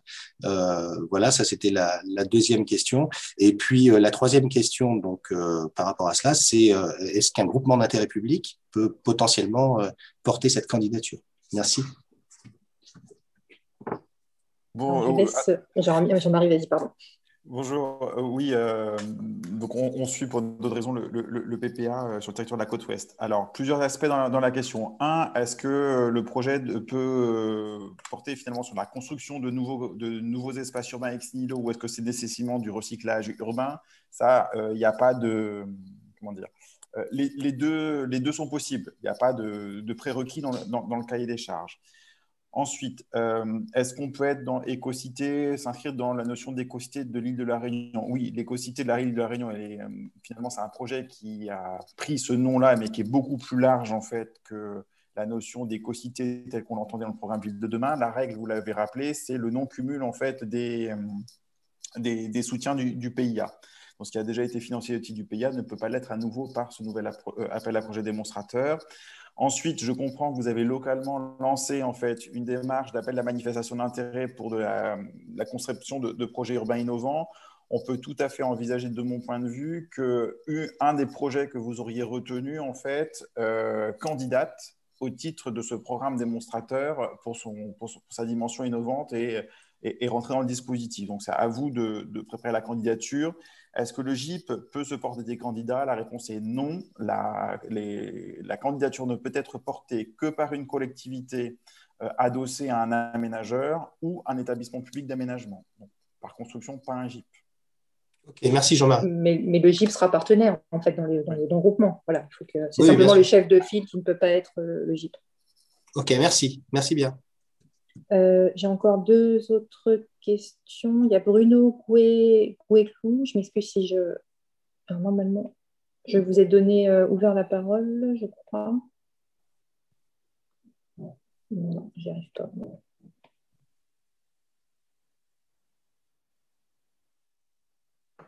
Alors, je suis désolée, je passe la parole à Laurent Rosset. Je n'arrive pas pour l'instant à vous ouvrir, Monsieur Gouéclou, je n'arrive pas à vous ouvrir la parole pour l'instant. Oui, bonsoir Céline, merci de me donner la parole. Juste pour donner une illustration, vérifier que c'est éligible. Nous sommes une agence d'architecture d'ingénierie porteur d'une solution qui vise à produire de l'énergie sur des friches, des bâtiments en friche, disposant de façades pour le faire et de toitures pour stocker de l'énergie sous forme d'air comprimé, alimentant des flottes de véhicules pour le dernier kilomètre totalement décarbonés.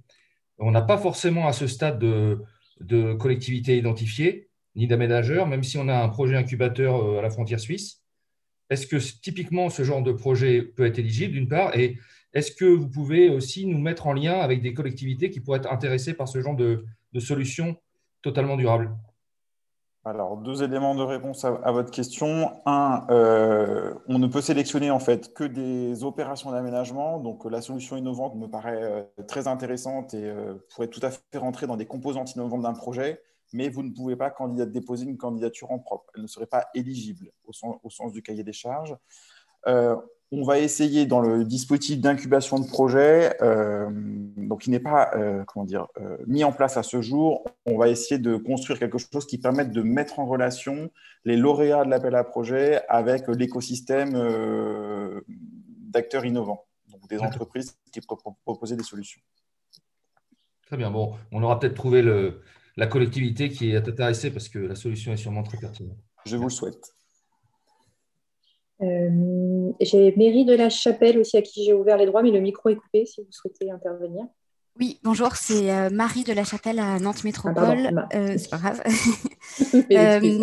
Une question sur le porteur de projet. On a bien compris que c'était collectivité ou aménageur, mais ça semble exclure une structure de coopération entre collectivités comme un pôle métropolitain, par exemple, ce qui pourrait avoir l'avantage de porter une candidature qui regrouperait plusieurs typologies de territoires, type métropole et des territoires périurbains ou ruraux qui font partie du pôle métropolitain. Alors, pour répondre à votre question, je reviens sur l'essence d'un projet démonstrateur. C'est une opération d'aménagement qui est caractérisée par une programmation urbaine et un opérateur. C'est porté par un EPCI nécessairement adossé à un opérateur d'aménagement qui est public ou privé ou un établissement public d'aménagement. Donc, par construction, le pôle métropolitain Nantes-Saint-Nazaire ne peut pas se porter candidat. En revanche, on peut tout à fait envisager que soit Nantes Métropole, en qualité d'EPCI ou une des communes de Nantes Métropole, se porte candidat à l'appel à projet et que le pôle métropolitain fasse partie de l'écosystème d'acteurs pour la réalisation du projet et de sa stratégie de réplication. D'accord. Je dirais même qu'on s'imagine absolument que vous soyez partenaire, en fait, de par la répartition des compétences et voir au-delà. Hein. On trouverait logique de voir dans un groupement un département qui viendrait participer au groupement pour certains sujets si des sujets qui relèveraient de sa compétence sont traités dans la candidature, par exemple, ou même une région. Donc voilà, c'est l'échelle. On demande simplement un chef de filât identifié qui nous semble être l'entité ad hoc pour porter ce projet au meilleur niveau et pour mettre le lien entre l'ensemble des acteurs. Mais il faut imaginer en fait l'agglomération. Alors je sais pas, ou en tout cas comment dire.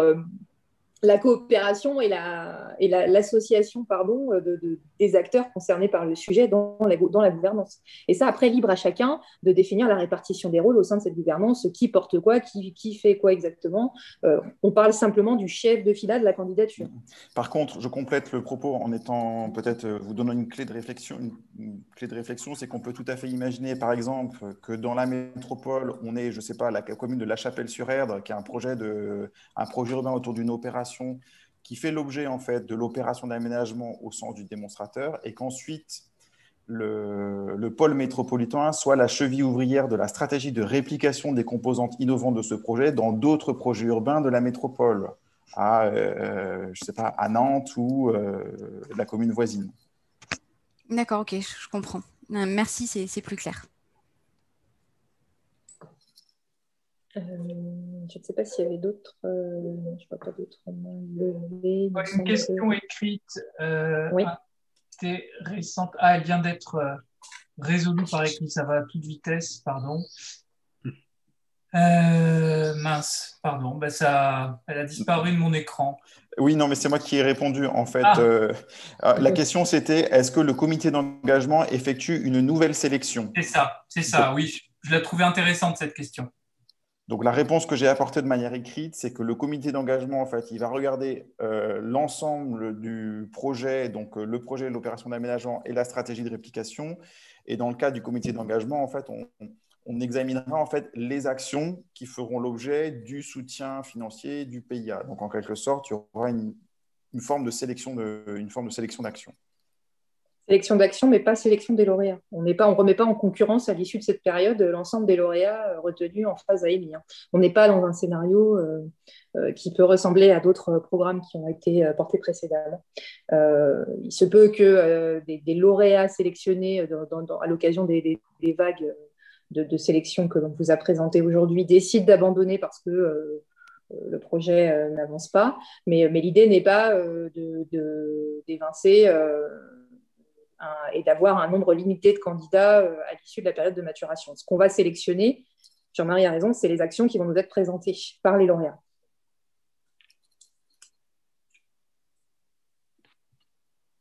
Alors, je crois qu'il y a eu… Non, non, je crois que… Alors, Vladimir, vous avez encore la main levée, mais je pense que c'est juste un reste de tout à l'heure. Oui, c'est bon. Y a-t-il d'autres questions?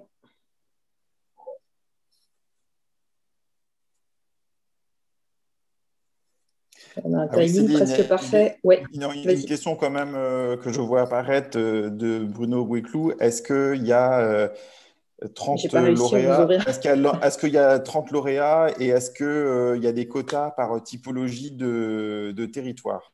Non, alors il n'y a pas de quota.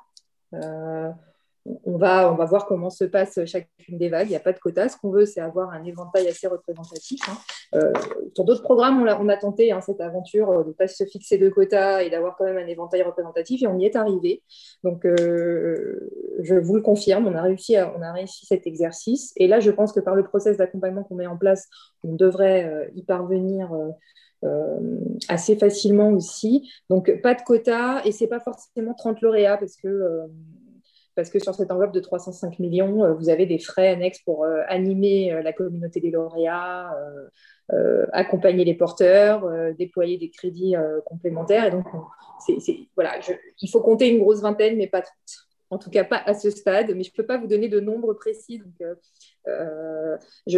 sachez en tout cas que chacun des lauréats pourra avoir jusqu'à 10 millions d'euros. Et puis, on verra à terme ce que ça donnera. Mais l'idée est que bénéficier de 10 millions d'euros sur un programme de ce type-là, avec des cofinancements pour chacune des actions qui nous sont demandées, ça veut dire aussi être en mesure de pouvoir mettre en face l'équivalent, je dirais, de la subvention PIA versée, que ce soit par la collectivité qui porte ou par les partenaires qui s'embarqueront dans le projet. Donc, il y a des territoires où je le dis de manière très, très directe, mais il faut se le dire, il y a des territoires qui peuvent très facilement mobiliser 10 millions d'euros, territoires et partenaires inclus, peuvent facilement mobiliser 10 millions d'euros pour ces cofinancements, et puis d'autres, ce ne sera pas forcément ces enveloppes-là. Donc, vous dire aujourd'hui combien il y aura de lauréats à terme, c'est vraiment prématuré, mais on a de quoi faire et on a de quoi avoir une belle communauté. Ah, il y a une question. Il faut juste que j'ai le bon endroit. Dominique Renaudet, alors je vais vous ouvrir. Ah mince, je vous ai coupé la parole. Dominique, vous pourriez relever la main, je suis désolée. J'ai une mauvaise manip de ma part. Alors, hop. C'est bon. Oui, merci Céline. Ouais, justement, par rapport à ce que vous venez d'évoquer, est-ce qu'il y a alors vous l'avez peut-être déjà dit d'ailleurs, mais une taille minimale, une maille minimale de projet? Est-ce que c'est forcément 10 millions d'euros Non. Non. Ouais, et où se situe, on va dire, le niveau minimal? Parce que sur d'autres appels à projets, il y avait cette idée d'avoir quand même des projets de bonne taille, on va dire.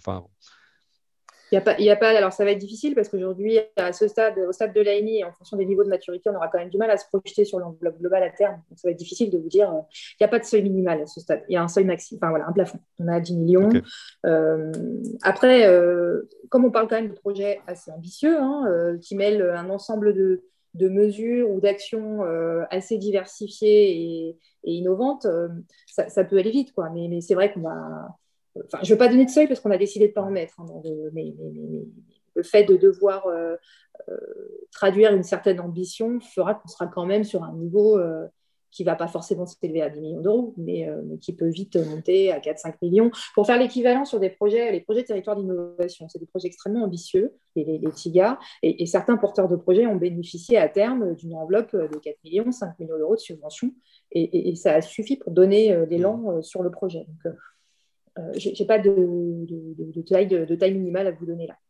Ok. Super. Il y a encore une question. Bénédicte Agnorth, normalement vous avez la parole. Bonjour, Bénédicte Agnorth de Postimo. J'ai bien compris que le porteur était une collectivité, mais je voulais juste bien vérifier, ce n'est pas cumulable non plus avec fonds friches. Si, il n'y a pas de problème. C'est-à-dire c'est-à-dire que quand on est sur une opération d'aménagement qui a déjà fait l'objet d'un financement au titre du fonds friche, donc le fonds friche, il intervient surtout pour subventionner le déficit de l'opération d'aménagement en tant que tel, dans la mesure où notre programme démonstrateur, en fait, il s'attache à donner une plus-value environnementale et sociale au projet. On peut tout à fait envisager que ces composantes innovantes fassent l'objet d'un soutien financier au titre du PIA4 et de ce programme-là. J'en profite pour vous rappeler qu'en fait, dans le démonstrateur, il y a bien 2 piliers. Il y a l'opération d'aménagement en tant que telle, mais aussi sa stratégie de réplication. Stratégie de réplication qui peut comprendre des mesures de soutien à des technologies innovantes, par exemple des actions aussi sur la formation professionnelle, si on voulait par exemple mettre en œuvre localement des matériaux particuliers, ou des actions sur les filières économiques. Pardon. Donc c'est assez large. J'espère avoir répondu à votre question. D'accord. Je dirais que la réponse de Jean-Marie vaut aussi pour les autres programmes, c'est-à-dire que Petite Ville de demain, Cœur de Ville ou autres qui bénéficient de crédits, alors évidemment dans le respect du cumul des aides d'État, toujours, mais ça c'est un travail qui se fera en discussion avec les opérateurs, mais l'un n'empêche pas l'autre. On ne cherche pas à accompagner les mêmes choses, en tout cas pas exactement. Ce qu'on cherche à faire dans ce programme, c'est de trouver les clés pour accélérer aussi la transition des villes vers plus de durable. Et donc, il n'y a pas de raison qu'on s'empêche d'aller aider à l'accélération de projets déjà en cours de construction. Alors, il y a une autre question. Je suis désolée, mais je vais écorcher votre nom, Bakonirina. Je vous ai normalement ouvert la parole. Oui, merci. Je suis de l'école d'architecture de Grenoble. Et je voulais savoir, je vois bien que c'est des projets d'aménagement urbain, mais nous, si on voudrait candidater avec la ville, il y aurait un important volet sur l'architecture et l'intégration des matériaux géosourcés. Est-ce qu'il y a une part, est-ce que c'est gênant? Est-ce qu'il faut vraiment être vraiment plus sur l'urbain alors que nous, on est sur l'architecture, la filière de production des matériaux écolos? Merci pour cette question. Non, absolument pas. Au contraire, on n'a pas parlé effectivement de l'architecture mais tout, en fait, tout ce qui peut contribuer à la ville durable peut être proposé. Et on sait que ça bouge beaucoup dans les territoires sur ce sujet-là, et on n'a même pas forcément nous connaissance de tout l'éventail de ce qui est à l'œuvre. Mais on trouverait ça évidemment. Enfin, ce serait le bienvenu que des équipes de maîtrise d'œuvre fassent partie des groupements et soient en mesure de proposer, y compris des procédés innovants en matière d'architecture. Enfin, on peut aller loin sur ce volet-là, des process de formation ad hoc s'il le faut. Enfin, non, au contraire. Et on n'est pas rentré dans le détail sur la présentation de la stratégie globale, mais la question du recours et de la massification du recours aux matériaux biosourcés et géosourcés est vraiment une des pierres angulaires de la stratégie. Hein. Donc, il n'y a pas de raison que dans ce projet-là, on ne se pose pas la question. Regardez bien les domaines d'action de la ville durable, donc la norme ISO 37001 vous liste les domaines d'action sur lesquels il faut intervenir. Et évidemment, les matériaux sobres en carbone, une approche, je ne sais pas, moi-même, la modularité des bâtiments, leur évolutivité, enfin voilà, toute cette question-là peut être proposée, des nouvelles formes d'habitat, tout ça peut être proposé dans le projet. Hein. Innovons en fait là-dessus, il n'y a pas de...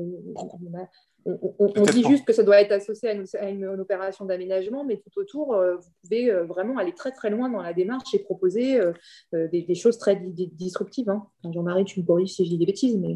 Peut-être pour compléter, je vous rappelle qu'en fait, les défis auxquels doivent répondre nos démonstrateurs, c'est ceux de la sobriété, la résilience, l'inclusion et la production, entendu au sens production de richesse et aussi de valeur patrimoniale. Et je pense que ce que vous proposez, en fait, s'intègre complètement dans la philosophie de notre appel à projet. Merci. Et je crois que... Alors, on va traiter une dernière question. Samuel Gomez. Je crois que vous avez levé la main. Oui, j'ai levé la main. C'est juste pour être sûr que j'ai bien compris. Donc, sur l'investissement, par exemple, sur le projet qu'on souhaite impliquer, si jamais on a un projet, par exemple, je fais court, à 1 million d'euros, on pourrait avoir un soutien du PIA4 à hauteur de 500 000 et du coup, on pourrait solliciter la région à hauteur de 15 000, le département, enfin 250 On ne vous entend plus. Ça 50 000, le département à hauteur de 150 000, des publics serait au niveau de la commune de 20%, à savoir 200 000 euros. Est-ce que ce montage est possible? Alors là, j'ai un joker. Je m'adresse à Olivier pour le détail de la dentelle fine des financements. Est-ce que Alors, dans la phase incubation, on n'a pas introduit de critères où dans le cofinancement des 50%, il nous faut une part publique, une part privée. On vous demandera simplement d'être certain d'avoir atteint les 50% de cofinancement, ce qui va vous permettre de lancer en toute sécurité les études pour cette phase incubation. Donc, ce que vous venez de présenter comme une théorie de plan de financement me semble tout à fait aboutir aux résultats recherchés. Ok, je vous remercie.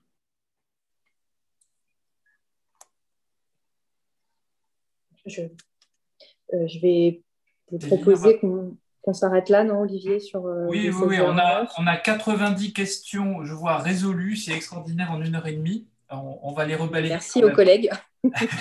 Celle à l'oral. Et donc, de toute façon, la FAQ est ouverte pour les questions. On vous invite vraiment à télécharger le cahier des charges si ce n'est pas encore fait, à vous manifester hein, si vous avez l'intention de déposer, en précisant si c'est plutôt première ou deuxième vague, parce que ça nous aidera, nous, à l'organisation en fait, hein, du process d'instruction des dossiers aussi. Donc, voilà, toute manifestation de volonté et d'idée de calendrier, la bienvenue. Je vous remercie d'avoir été si nombreux. Vous êtes encore assez nombreux à suivre l'échange. Merci. Et puis, je laisse les derniers mots pour les collègues si vous avez d'autres compléments, autre chose. N'hésitez pas à contacter. Hein, vous avez les contacts Olivier Lenot, Kim Cusano, Alain Rue pour les projets. Et on est à votre disposition pour répondre à vos questions.